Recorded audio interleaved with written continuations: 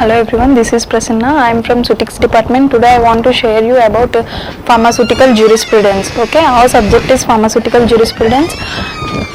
Coming to the subject, jurisprudence means the law of philosophy or the law of science. We are studying in collaboration with the pharmaceutics. That's why this is named as a pharmaceutical jurisprudence. We are going to learn various social legal laws regarding our pharmaceutical products and our industries related. That's why it is named as a pharmaceutical jurisprudence. In this we are going to learn the philosophy, law of philosophy and science related to the pharmaceutics. Okay, and next our today's topic is pharmaceutical legislation. In this various laws and acts are there. Prior to that, the starting is the history related. The starting initiation point is the pharmaceutical legislation. Okay, and we will learn how the committees are started, what is the history, and how these all laws are beginned. We will discuss in the pharmaceutical legislation. Okay. Pharmaceutical legislation. Legislation means this is the law intended to regulate and control various aspects of our life. That's why it is also known as a mixed law. In this law, it covers both the aspects related to the social and economical parts. Okay, that's why this is a mixed law. What is the objective of this pharmaceutical legislation? The main objective of this pharmaceutical legislation is to ensure that the patients are receiving high quality products, testing and evaluated products. They are taking in internal forms. That's why they want to give in pure form, quality and having a high standards, and to give better efficacy. Okay, efficacy means how the amount of drug going to give its biological activity. That's the efficacy means. And next it is going association with the health of the society. These are the main objectives of the pharmaceutical legislation, to ensure that the patients are giving good quality of drugs and it is associated with the health of the society. These are the main objectives. And next we will see the origin of the legislation. And in origin, how these legislations are started and how the pharmaceutical shops, chemist shops are beginned. In 1811, Mr. Badgate,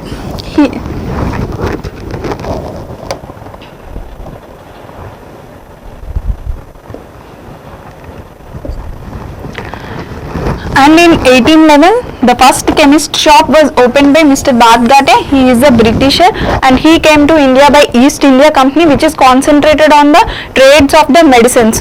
And apart from this East India Company, Mr. Badgate started first chemist shop in 1811. After that, in 1910 he started to manufacture of tinctures and spirit.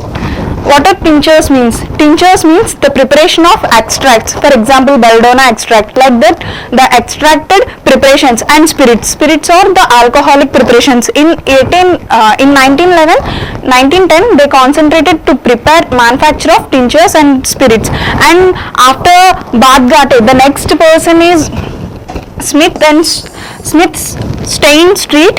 He started chemist apothecary shop in 1821. What apothecary means? Apothecary means to prepare and dispense the medicines. They are only going to manufacture and they are only going to dispense the medicine, like our Ayurvedic preparations like churnas, lehyas, like that. These are regarded as the apothecary shops, and it was started in 1821 by the Smith Stein Street and other persons. And these people are also started doing manufacturing in 1918. And next, these people belongs to the Britishers. And next, our first Indian person, Acharya P.C. Roy, he started the first pharmaceutical works as a small factory in 1901. Okay, the small factory named as a Bengal Chemical and Pharmaceutical Works. As a small factory, Acharya P.C. Roy started the first Indian pharmaceutical factory. And next, in 1903, Professor T.K. Gazer opens a small factory at Paral. Development of the pharmaceutical units and Alembic Chemical Works Limited, and it was placed at Baroda. Okay, and this Alembic Chemical Works was mainly concentrated on antibiotic preparations. Okay. In 1903, T.K. Gazet started Alembic Chemical Works at Baroda. This was mainly concentrated on the preparations of antibiotics. Okay, this is the origin. And next.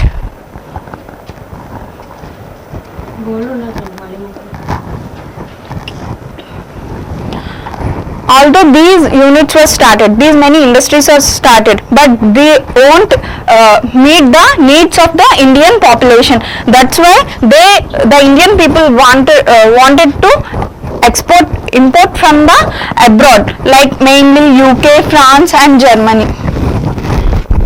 They are taking more import from these countries. Okay, and next, in First World War, this was improved. And in First World War, the need was improved because of the drastic conditions and what we are faced in COVID situations, like there is no import and export of the medicines. There is no chance to take import and export. In those conditions, the development of indigenous system was raised. Indigenous system of medicines means to prepare and dispense like our local medicines. Indigenous medicines means, for example, Vinca is there. It is available at our gardens. It has some chemical constituent which works as an anti-cancer activity. Okay, like that indigenous system of medicines was improved. Although these are improved, the competition becomes unhealthy and started to give substandard drugs and unhealthy of drugs because of the drastic movements and does not meet the conditions. Like this, the origin of the pharmaceutical legislation was began, and these all group of industries, small group of industries like Mr. Badgate or T.K. Gazet, Smith Strain Street and Acharya Pisire, they all started some more industries. Even though all these industries are started, but they does not meet the needs of the common people. Okay, and by all these industries, they started one committee. See, the first committee started was Drug Enquiry Committee. They started doing the many enquiries on the said matters what they have given, and they wanted to give much healthier requirements to the patients. Okay, and see, this was first appointed by Indian government, and in 1930 this was started. The chairman of this Drug Enquiry Committee is R.N. Chopra. That's why it is also named as a Chopra Committee.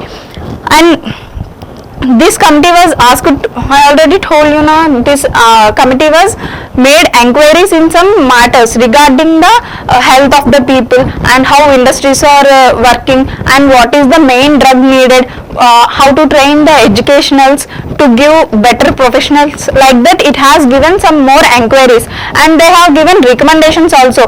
As a fruitful result of these enquiries, they have given some recommendations regarding the manufacture of the products, import, export, distribution and sale of drugs in the all these manufacture, import, distribution, sale, all these are going to be in accordance with the interest of the public health only. Why? Because these are going to impact on the public health.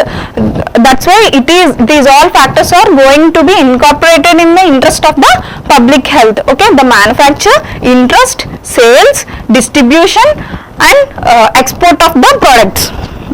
Next, I told you it have given some recommendations. It has given 90 recommendations were reported, and they have given submitted to the legally. From that 90 recommendations, we are going to discuss some more important recommendations. What are the main important recommendations in this Drug Enquiry Committee? What are the more important recommendations? Formation of Central Pharmacy Council and State Pharmacy Council. Central Pharmacy Council means nothing but our PCI, Pharma Council of India, and State Pharmacy Council means, for example, for Andhra Pradesh, Andhra Pharma Council. Like that, as per the states, in each individual states going to be start pharma councils to monitor their state pharmacist. Okay, and in this PCI and state pharma council, they want to regulate the education qualifications and to train the professionals for future generation, for future better generations. They want to train the professionals. And next, they are also said who have completed their degrees, they have to register as a pharmacist, and in accordance to that, we are going to enter their names and withdraw their names also going in this PCI and state pharma councils. Okay, and next, creation of drug control machinery like departments at the center and branches in all states. Certain departments, if PCI going to be carried out in some different states branches wise, like that CSIR is there, it is having some branches at all other states. Like that they want to divide some departments and they want to act their high standard as a center and remaining all or as a basis. And next, establishment of well equipped central drug laboratories, and these central drug laboratories are going to get for research works to give a chance for the scientists. And in this central drug laboratory they want to give some staff members with stuffed contents who are having experts and efficient and speed in their working to develop the other small laboratories which are going in as a small branches for the main central drug laboratory, which are having high quality of staff and they are working as experts and speed working to maintain and to develop the central drug laboratories. Okay, and next, this is all about the drug inquiry committee. Okay, main formation of central pharma council and state pharma council and creation of departments. The third thing is to start establish a central drug laboratory. These three are the main recommendations of drug inquiry committee. And like this drug inquiry committee, many all other committees are assigned. Prior to that, drug inquiry committee is the first committee which was started. See what are the other inquiry committees. Bohr committee, Madlayer committee, and Hatia committee, Bhatia committee, Mukherjee committee, Srivastava committee, rural health scheme, like that various committees are there. In this we will discuss what are the main milestones in the pharmaceutical industry and what are the main committees which have created many differences in the pharmaceutical legislation. See, from this Health Survey and Development Committee, this is the next to the Drug Inquiry Committee which has created a drastic change in this pharmaceutical legislation. This is also known as Bohr Committee. Why? Because means the chairperson of this is Bohr and it has given some recommendations. What are those recommendations? The first recommendation is it want to give some creative and preventive services. Curative and preventive services. Preventive services means to prevent the diseases, contagious diseases, and curative means to cure that particulars. If the disease has already came to them, then they want to cure that particular diseases. In this case, they want to start preventive and curative services.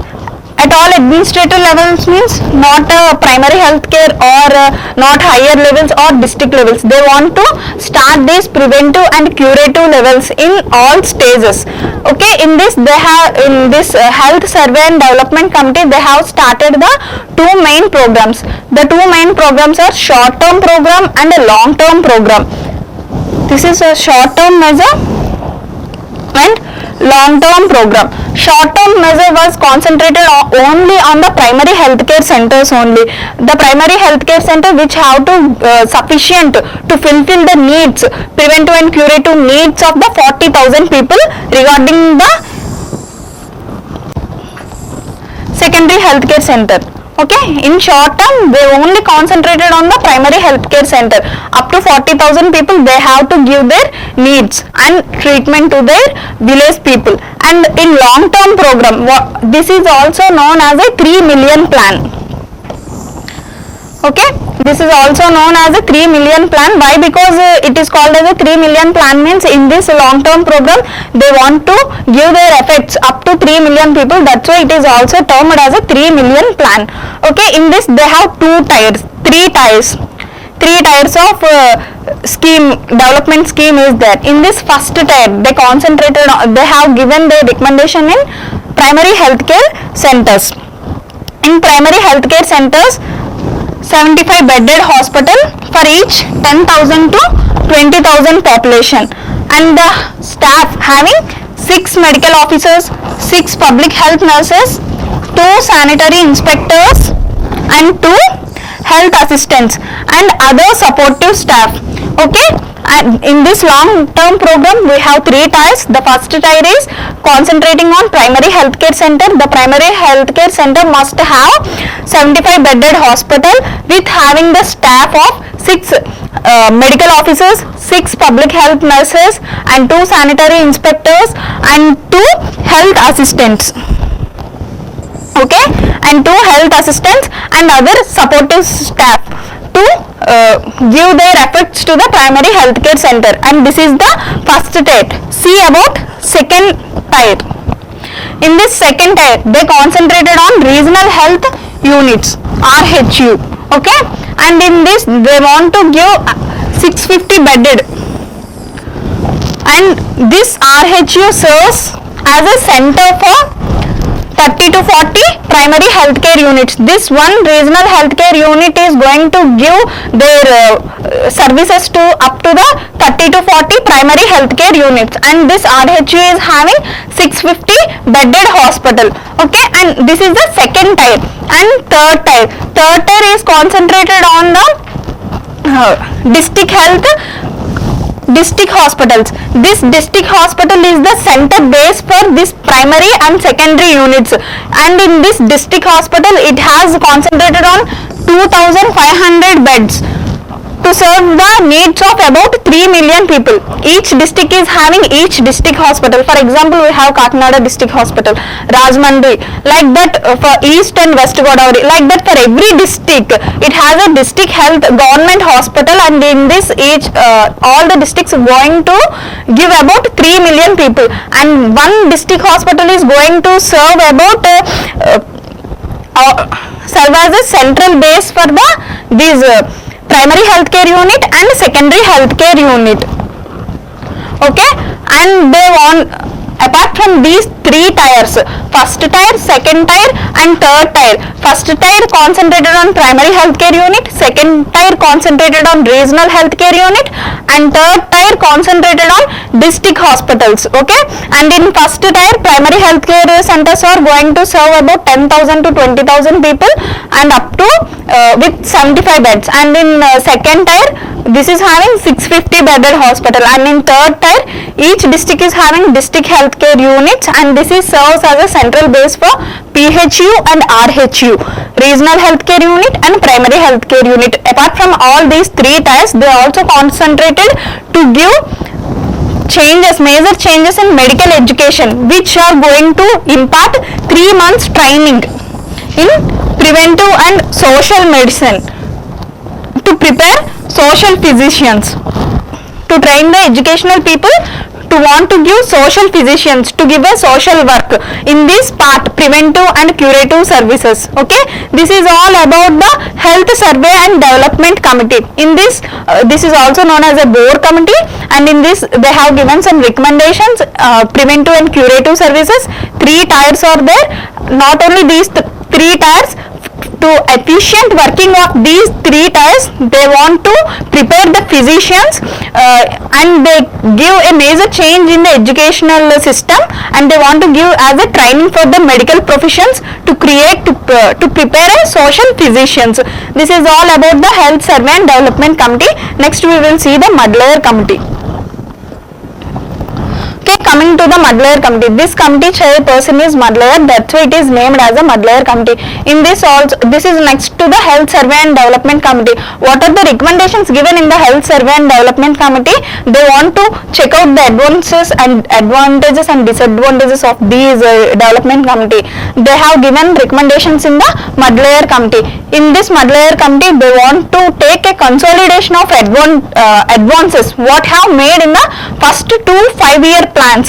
They have given some plans, and what are the advantages of these plans and what are the drawbacks of these plans and what we have to implement. Like this, they want to take as a first recommendation consolidation of advances to make in the first 2 5-year plan, and next to strengthen the primary healthcare units to give effective services to the people. Okay, to strengthen the district hospital with specialized services to serve as a central base for regional services. Okay, they want to strengthen the district hospitals. Why? Because district hospital is a central base working for primary healthcare units and regional healthcare units. That's why this district hospital must have some specialized services with 2,500 beds. Okay, to want to strengthen these district hospitals to give them effective specialized services like MRI scanning, CT scan, major treatment of major diseases, like that they want to give some specialized services because this is a center for PHU and RHU. And next, regional organizations between each state's headquarters organization and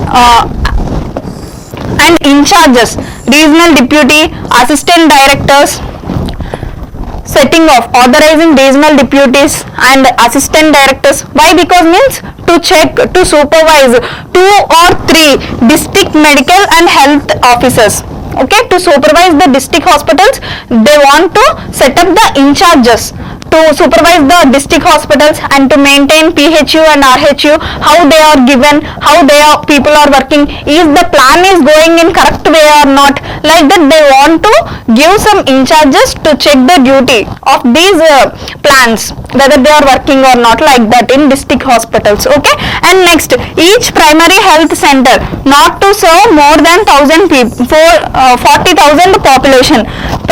The primary healthcare centers are up to the 40,000 population only. Next, they have to go for regional healthcare units. Why? Because if the people are going to increases, the need is going to be, the facilities are going to get decreased. They have set, the primary healthcare centers are set up to 40,000 people only and with 65 beds only. That's why they want to restrict the primary healthcare center with 40,000 population only to give better services. And last recommendation is to improve the quality of healthcare provided by the primary health centers. Okay, quality of healthcare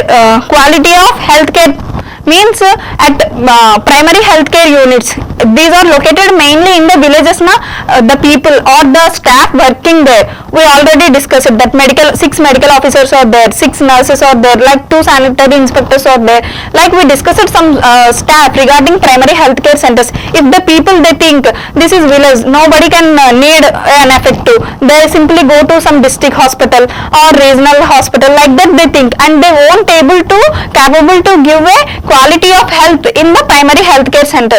If to stop these kind of activities by the staff and to want to give some high quality treatment to the people, they want to improve the quality of healthcare provided by to give in the primary healthcare center, to implementing effective staff in the primary healthcare center. Like that they want to improve the quality and improve the needs at village levels also. These are all the recommendations of the Mud-Layer Committee. And next committee, Hatia Committee. This is the chairperson is Jaisukh Lal Hathi. That's why it is named as a Hathi Committee. Okay, and this Hathi Committee termed as an important milestone in the pharmaceutical legislation history. Why it is an important milestone? Why? Because means it is concentrated on licensing of the industries, licensing of the institutions, and price control, how we have to fix the price structures.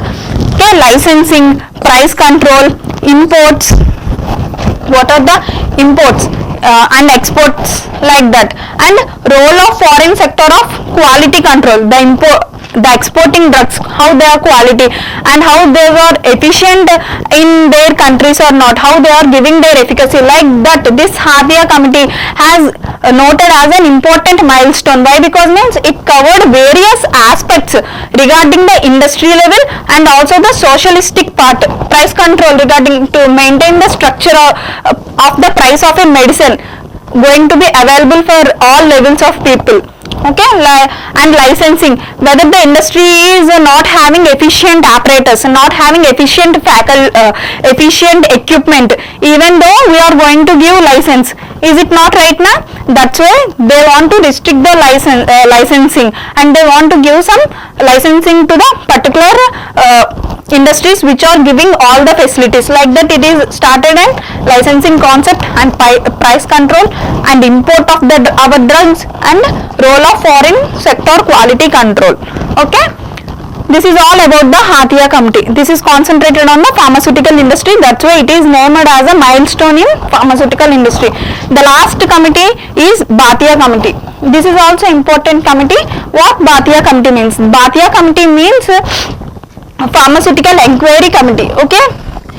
This is named as Pharmaceutical Inquiry Committee, and this was started by our Indian government in 1953. Okay, this was started in 1953 by our Indian government.